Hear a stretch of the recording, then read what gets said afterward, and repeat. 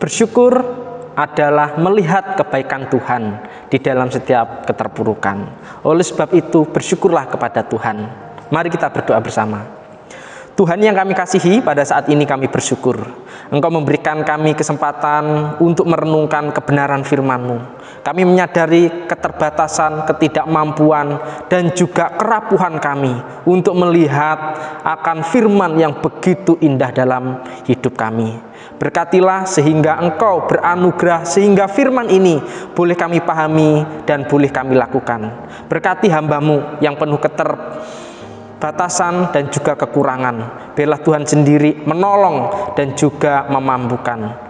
Inilah doa kami ya Tuhan, kami serahkan pemberitaan firman pada saat ini ke dalam tangan-Mu. Di dalam Kristus Tuhan kami sudah berdoa. Haleluya. Amin.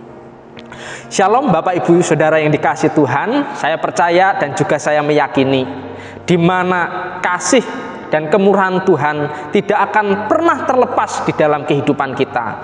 Dan ini seharusnya juga kita responi di dalam situasi dan kondisi yang sulit ini. Kita terus beriman dan terus percaya kepada Tuhan. Saudara dan saudari yang dikasihi Tuhan, salah satu binatang yang memiliki fungsi besar di dalam kehidupan manusia adalah kuda.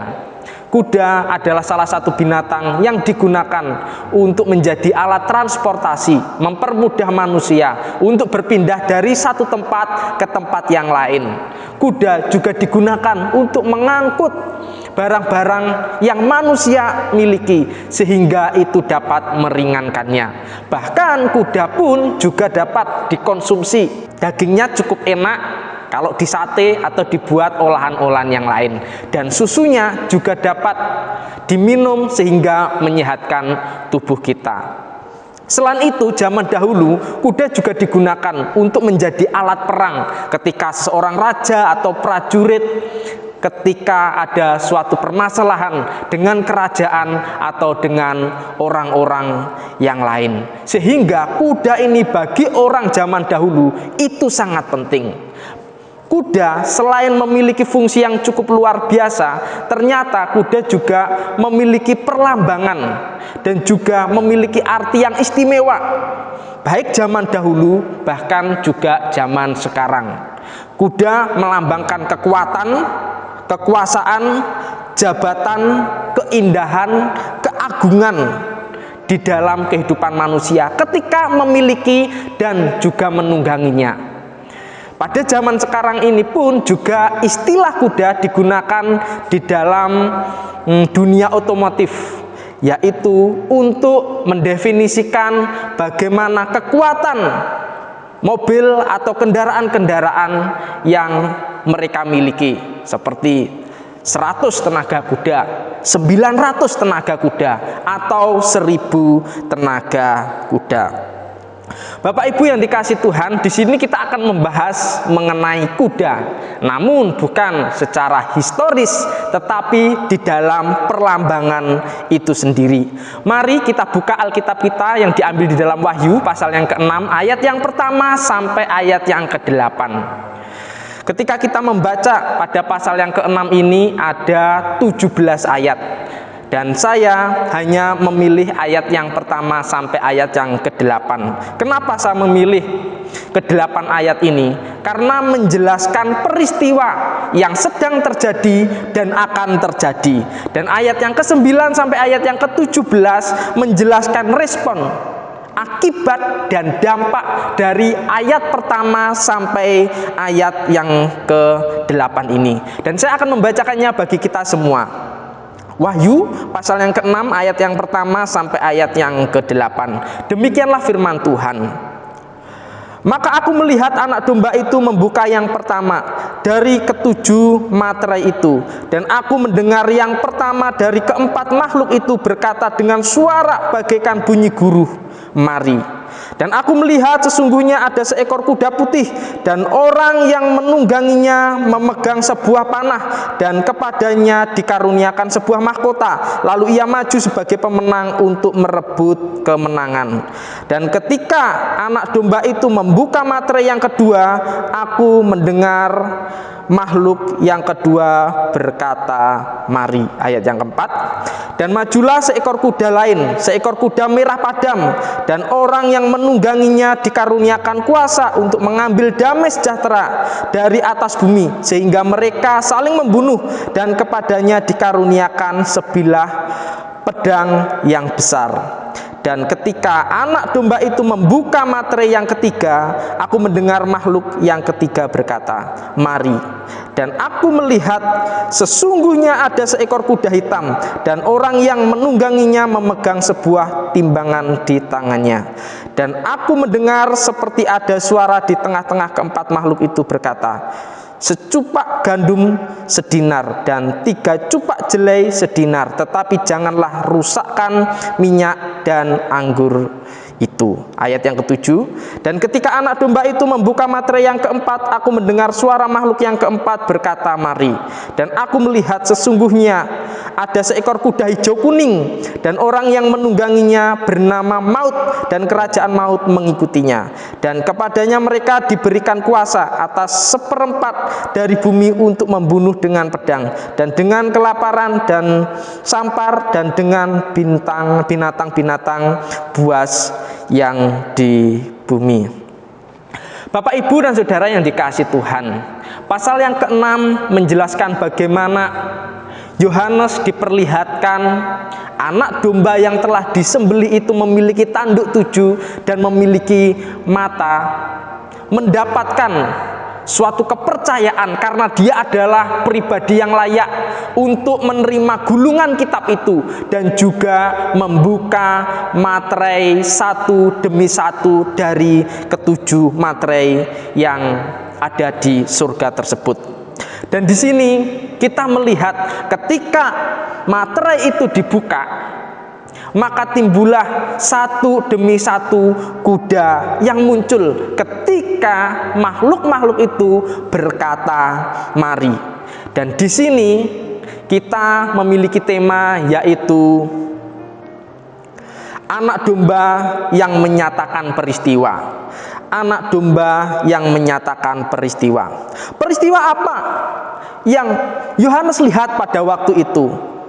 Yaitu pertama adalah ketika anak domba itu membuka materai yang pertama, binatang pertama yang seperti singa yang melambangkan keberanian dan kejantanan mengatakan, "Mari." Dan timbullah atau muncullah kuda putih yang ditunggangi seorang yang membawa panah dan dikaruniakan mahkota. Kuda ini melambangkan akan Injil Kristus ini. Memang sedikit ada perbedaan penafsiran mengenai kuda putih dan orang yang menungganginya, serta yang dibawa dan yang diterima oleh si penunggang kuda itu. Yang pertama, ada yang mengatakan bahwa si penunggang kuda tersebut dan serta kudanya adalah antikristus. Dia adalah pribadi yang akan menang, yang akan mengalahkan, yang akan menguasai dunia ini, sehingga kemenangan demi kemenangan terjadi di dalam kehidupan si antikristus ini. Bahkan dikatakan antikristus ini seakan-akan seperti malaikat terang yang akan terus memenangkan suatu peperangan. Tetapi penafsiran ini memiliki kelemahan. Kelemahannya apa? Warna putih itu melambangkan akan kekudusan serta kesucian. Panah akan melambangkan suatu perjuangan, dan juga mahkota itu melambangkan akan kedudukan dan kemenangan. Kita menyadari bahwa iblis biasanya identik dan disimbolkan dengan warna gelap atau hitam atau kejahatan. Dan yang kedua adalah membunuh dengan berperang dan lain sebagainya. Serta mereka mengalami kekalahan ketika mereka berhadapan dengan Tuhan maupun juga berhadapan dengan orang-orang yang dikasihi Tuhan. Sehingga tidak mungkin bahwa antikristus itu adalah kuda putih dan penunggang tersebut.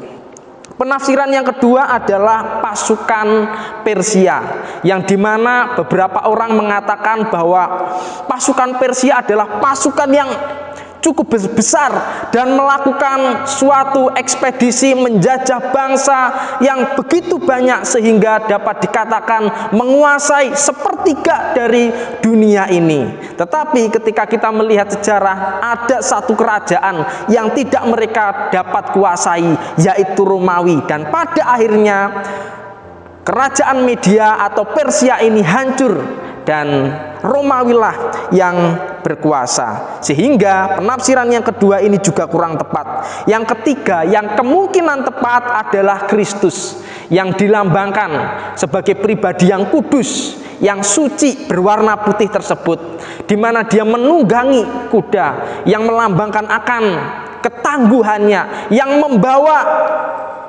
panah yang melambangkan akan kekuatan dan siap berperang, dan dia juga mendapatkan mahkota. Tetapi penafsiran ini juga sedikit mengalami kelemahan. Kelemahannya adalah ketika si anak domba itu membuka materai, di sisi lain ada dirinya sendiri yang datang dengan perlambangan kuda putih tersebut, sehingga ini pun juga kurang tepat.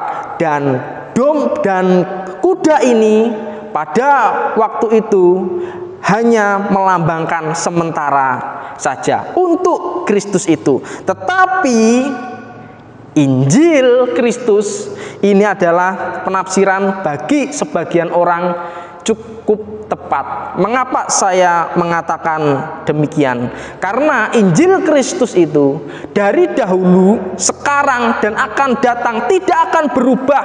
Walaupun wadah dari Injil itu berubah-ubah, baik di dalam kehidupan percaya zaman dulu, sekarang, dan akan datang, iman orang ini walaupun mengalami pergumulan, mengalami penderitaan, kesakitan, dan lain sebagainya, Injil Kristus itu tetap akan kokoh dan selama-lamanya.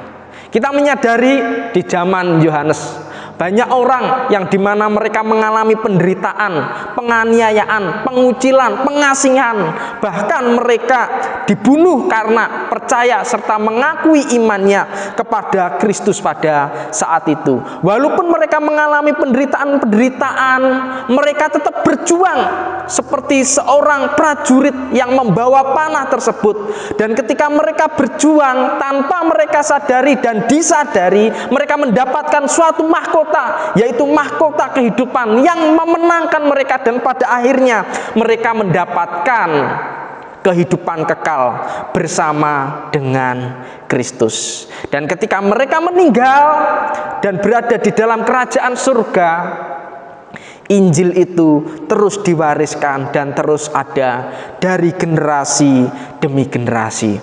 Bapak, Ibu, dan saudara dan saudari yang dikasihi Tuhan, kita bersyukur jikalau Injil yang telah Tuhan boleh nyatakan di dalam kehidupan kita telah kita terima, telah kita yakini, telah kita percayai, yang dimana itu boleh menguatkan kita di dalam setiap penderitaan yang dialami oleh orang-orang percaya, bukan saja yang ada di Indonesia, di seluruh dunia pun juga mengalami hal yang sama.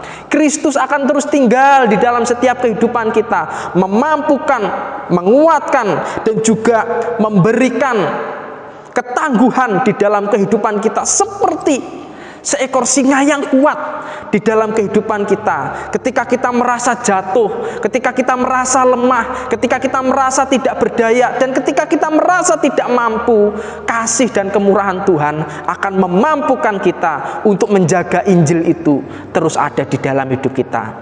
Oleh sebab itu, marilah kita percaya kepada Injil Kristus yang dilambangkan sebagai kuda putih yang ditunggangi oleh seseorang yang bermahkota dan juga membawa panah tersebut. Percayalah dan berimanlah terus kepada Injil Kristus. Yang kedua, maka Yohanes mendapatkan suatu penglihatan ketika materai yang kedua itu dibuka, dan anak lembu yang melambangkan kekuatan dan kegigihan berkata, "Mari." Maka keluarlah kuda yang berwarna merah padam yang dikaruniakan untuk mengambil damai sejahtera bagi orang-orang yang ada di dunia. Bapak, Ibu, dan saudara yang dikasihi Tuhan, merah padam itu melambangkan akan darah yang diakibatkan dari peperangan dan pembunuhan, di mana damai sejahtera itu tidak ada di dalam kehidupan orang-orang yang melaksanakan perang tersebut. Hal ini telah diizinkan Tuhan supaya boleh nyata di dalam setiap kehidupan orang percaya, bahwa mereka di dalam setiap situasi dan kondisi yang sulit, mereka memiliki hati yang damai sejahtera. Orang yang tidak memiliki damai sejahtera, orang tersebut akan mengalami namanya kegelisahan, ketidakpuasan, dan ingin memenuhi segala kekosongan hatinya itu dengan mendapatkan apa yang mereka inginkan dan apa yang mereka butuhkan, dengan cara berperang, dengan cara menguasai orang lain atau harta, dan ingin mendapatkan sesuatu sebagai kebanggaan, dan pada akhirnya mereka mendapatkan damai sejahtera. Dan hal ini pun juga terjadi baik pada zaman Yohanes, bahkan zaman kita sekarang.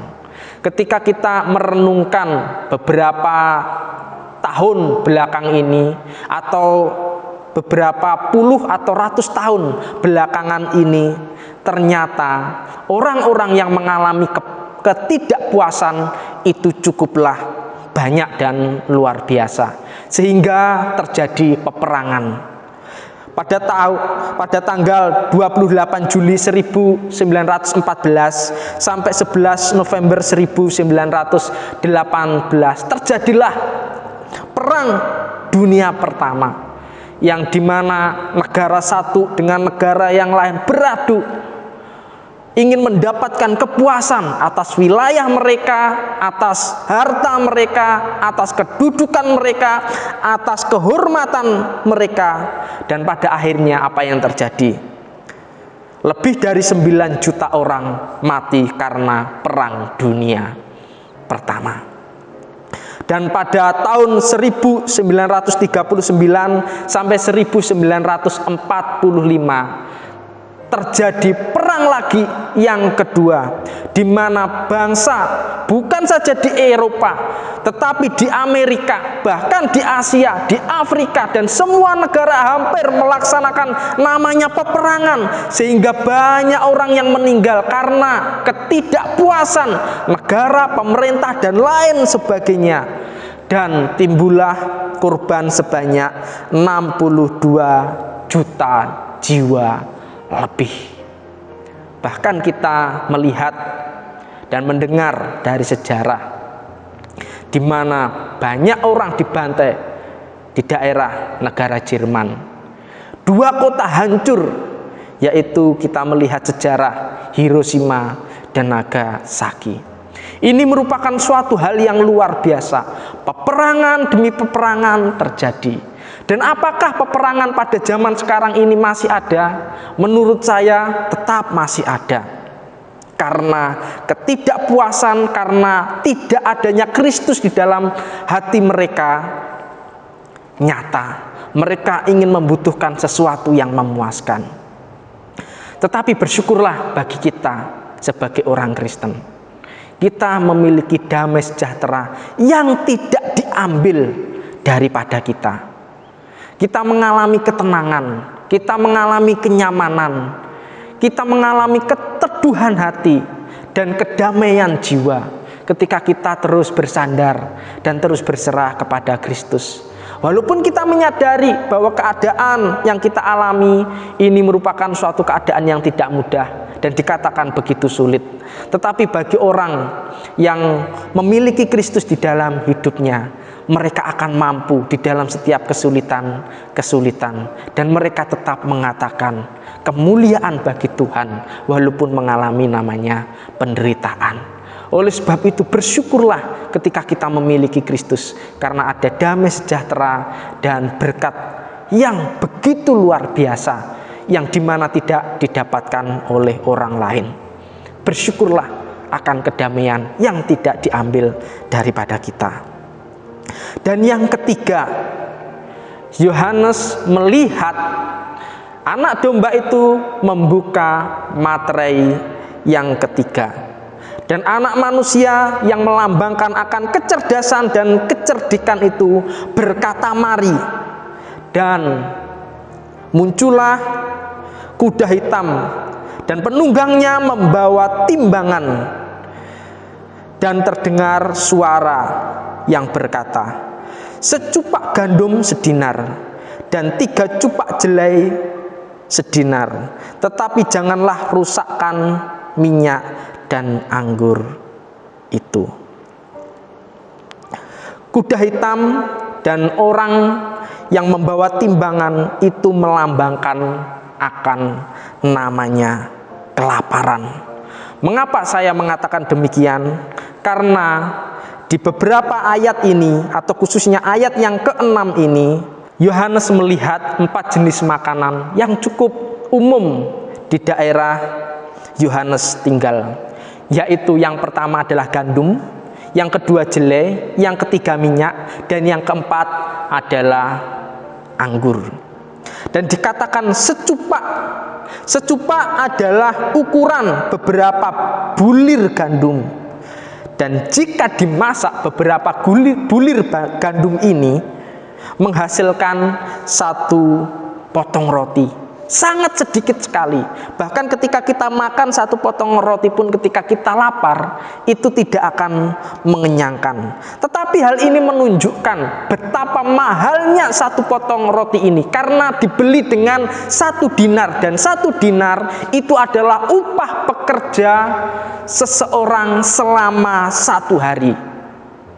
Makanya orang-orang yang kekurangan pada waktu itu, daripada dibelikan gandum yang sangat sedikit ini, mereka membelikan jelai atau jelai gandum itu sendiri, yang dimana 1 dinar itu ketika mereka bekerja selama 1 hari mendapatkan, dikatakan 3 potong rotilah yang dapat dibagikan kepada keluarga mereka. Walaupun pada saat itu jelai gandum juga diberikan kepada hewan ternak, yang dimana itu tidak ada protein dan juga tidak ada gizinya. Tetapi bagi orang-orang zaman dahulu, bukan masalah enak atau tidak enaknya, bukan masalah apa itu banyak gizinya atau banyak proteinnya, tetapi yang mereka pikirkan adalah bagaimana makanan tersebut bisa mengenyangkan perut mereka. Dan hal ini saya juga teringat. Kakek saya pernah bercerita pada tahun 60-an, 70-an, itu katanya ada namanya masa paceklik, di mana banyak orang tidak mendapatkan makanan yang cukup, sehingga laki-laki di daerah saya mereka harus pergi ke suatu tempat untuk bekerja, ikut orang dan mendapatkan suatu hasil. Dan hasilnya itu bukan dikumpulkan untuk membeli perhiasan atau membeli hal-hal penting pada waktu itu, tetapi dibelikan makanan. Karena maklum pada zaman dahulu itu 1 keluarga itu anaknya banyak, sehingga seorang laki-laki dan juga istrinya harus bekerja keras untuk dapat menghidupi anak-anak mereka. Dan apa yang dibelikan oleh kakek saya dan orang-orang zaman dahulu itu bukan beras atau makanan-makanan yang enak seperti daging dan lain sebagainya, tetapi terkadang mereka membelikan singkong yang dikeringkan, kemudian itu diolah menjadi makanan.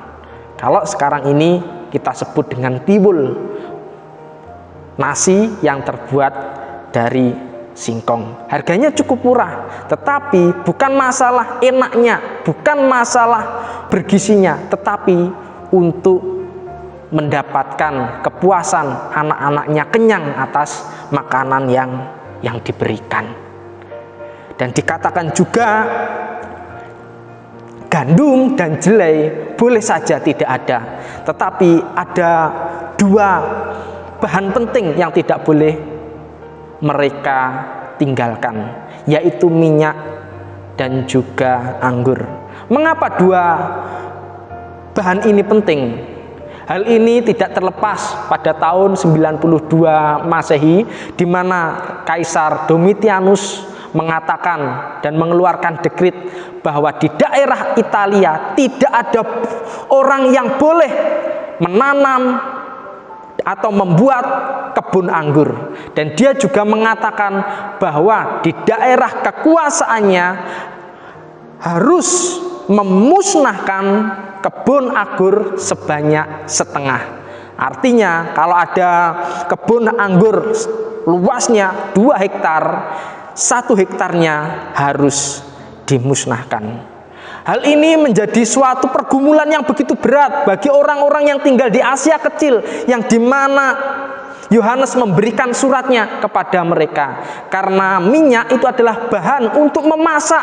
Mereka mungkin tidak bisa memasak gandum atau jelai, tetapi dengan minyak mereka bisa memasak sesuatu.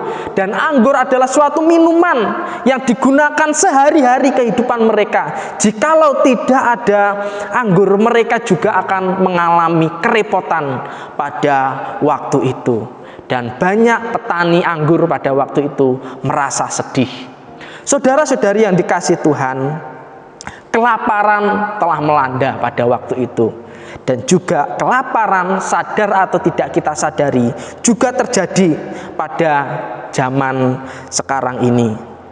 Kita menyadari bahwa mencari pekerjaan itu tidak mudah. Apalagi ada COVID yang seperti ini, di mana orang yang telah mendapatkan pekerjaan sebagiannya harus di PHK sementara sampai keadaan pulih lagi.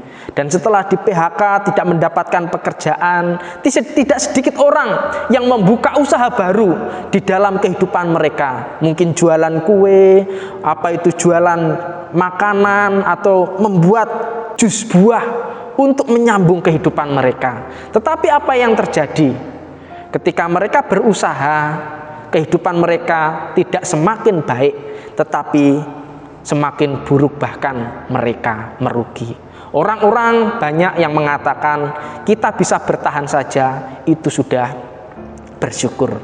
Di dalam situasi dan kondisi yang begitu sulit ini, Bapak, Ibu, dan Saudara yang dikasihi Tuhan, Tuhan menginginkan kita untuk melihat fakta hidup, yang dimana dunia ini kita menyadari semakin lama bukan semakin baik, tetapi semakin kurang baik. Namun Tuhan menginginkan kita untuk terus berserah dan bersandar kepada Tuhan. Karena yang menyediakan makanan, menyediakan segala sesuatu, itu bukan karena usaha diri kita sendiri, tetapi ada campur tangan Tuhan yang menolong kehidupan kita. Burung pipit tidak menanam, Tuhan beri makan. Bunga bakung tidak memintal, tapi Tuhan dandani. Terlebih lagi kita sebagai anak-anak Tuhan, di mana Tuhan akan mencukupkan. Tetapi satu hal yang Tuhan inginkan di dalam kehidupan kita, carilah dahulu kerajaan Allah dan kebenarannya, maka semuanya ini akan ditambahkan kepadamu.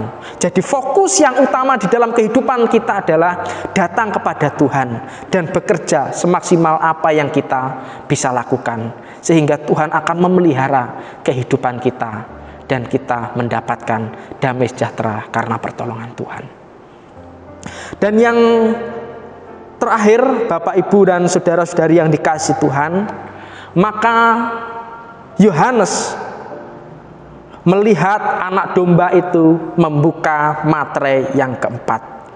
Dan makhluk yang keempat seperti burung nasar atau burung elang ini yang melambangkan kecepatan dan kegesitan berkata, "Mari." Di mana kuda berwarna hijau kuning atau warnanya pucat yang ditunggangi bernama Maut. Dan kerajaan maut itu mengikuti si penunggang serta kudanya tersebut. Bapak, Ibu yang dikasihi Tuhan, apa sih yang dimaksud dengan maut? Maut itu adalah suatu kematian. Dan kematian itu merupakan bagi sebagian orang itu hal yang menyedihkan, hal yang memberikan kedukaan yang begitu luar biasa bagi keluarga yang ditinggalkan. Dan saya mendefinisikan kematian itu adalah keterpisahan. Dan manusia atau semua manusia mengalami 3 kematian. Yang pertama adalah kematian adalah keterpisahan antara tubuh dan roh kita, di mana ketika kita mungkin sudah tua atau mengalami kecelakaan dan lain sebagainya, roh kita akan meninggalkan tubuh dan tubuh kita akan menjadi tanah. Kematian yang kedua adalah kematian, yaitu keterpisahan hubungan antara kita dengan Tuhan. Yang memisahkan adalah jurang maut, yang dimana kita tidak bisa melihat Tuhan dengan sungguh-sungguh, dan Tuhan juga murka kepada kita karena kita tidak mengikuti apa yang Tuhan kehendaki. Yang dimana itu juga terjadi di dalam kehidupan Adam dan Hawa. Mereka mati, bukan mati secara jasmani, tetapi mereka mati secara rohani. Mereka tidak melihat kemurahan-kemurahan dan kasih Tuhan yang begitu luar biasa. Dan mereka mendapatkan hukuman daripada Tuhan. Laki-laki harus bekerja keras untuk mendapatkan hasil, dan perempuan harus melalui sakitnya ketika melahirkan pada waktu itu, karena ketidaksetiaan mereka kepada Tuhan. Hal inilah yang membuat kehidupan manusia mati rohani, tidak mengenal Tuhan karena dosa yang dimana mereka lakukan. Dan yang ketiga adalah kematian, yaitu keterpisahan kehidupan mereka yang tidak layak untuk masuk dalam kerajaan surga. Artinya kematian kekal, mendapatkan hukuman kekal daripada Tuhan. Kita bersyukur pada saat ini, di dalam situasi dan kondisi yang sulit seperti ini, banyak orang yang percaya, mengasihi, mencintai Tuhan di dalam kehidupan mereka mengalami namanya kematian. Mereka ingin sembuh dan mereka dapat bersaksi, tetapi Tuhan berkehendak lain membuat mereka mendapatkan izin untuk kembali kepada Tuhan. Tetapi bagi orang-orang yang mengasihi dan juga mencintai Tuhan pada waktu itu, kematian ini adalah kematian yang membawa sukacita, karena mereka masuk ke dalam kerajaan surga, mendapatkan hubungan yang indah bersama dengan Tuhan, dan juga mereka mendapatkan kerajaan surga, mahkota kehidupan yang kekal. Oleh sebab itu, marilah pada saat ini, selama kita masih hidup ini, memilikilah hubungan yang baik dengan Tuhan. Jangan sampai kerohanian kita mengalami kematian dengan melakukan hal-hal yang tidak berkenan di hadapan Tuhan. Dan kita percaya dan serta kita meyakini bahwa kehidupan rohani yang baik akan membawa kehidupan kita kepada akhir yang baik dan final yang baik, yaitu mendapatkan kerajaan surga. Oleh sebab itu, Bapak, Ibu, dan Saudara yang dikasihi Tuhan, marilah pada saat ini kita terus percaya kepada iman kita kepada Tuhan, karena anak domba itu telah menyatakan peristiwa yang sedang terjadi dan akan terjadi. Kita menerima realita yang ada pada zaman sekarang ini. Banyak orang yang memberikan motivasi, tahun depan, 5 tahun depan akan mengalami namanya perubahan yang lamanya akan semakin baik. Tetapi di dalam Alkitab menjelaskan kehidupan semakin lama semakin tidak baik. Tetapi ketika kita melihat kenyataan seperti ini, kita terus bersandar dan berserah kepada Tuhan. Dengan terus beriman dan terus berserah, dengan terus percaya dan terus mendapatkan suatu kehidupan kerohanian yang baik, sehingga kehidupan kita boleh memuliakan nama Tuhan. Biarlah firman Tuhan ini boleh memberkati kita semua, dan kita sekali lagi disadarkan bahwa Tuhanlah yang berkuasa di atas segala-galanya di dalam kehidupan kita. Amin. Mari kita berdoa. Tuhan yang kami kasihi, pada saat ini kami bersyukur Engkau memberikan kesempatan bagi kami untuk merenungkan kebenaran firman-Mu. Kami menyadari betapa dalamnya, tingginya, luasnya, lebarnya akan firman-Mu ini ya Tuhan. Ajarilah kami untuk menyadari realita yang ada, yang dimana kehidupan kami semakin lama tidak mudah tetapi semakin sulit. Biarlah Engkau memberikan kelembutan hati, kerendahan diri, meninggikan Engkau, dan biarlah Engkau bertahta di dalam kehidupan kami, memimpin, membimbing, dan juga mencukupkan segala apa yang kami perlukan, sehingga kehidupan kami terus bersandar kepada Engkau ya Tuhan, dan hidup kami sekali lagi boleh memuliakan nama Engkau. Inilah doa kami ya Tuhan, kami serahkan ke dalam tangan-Mu. Di dalam Kristus Yesus kami sudah berdoa. Haleluya, amin. Tuhan Yesus memberkati kita semua.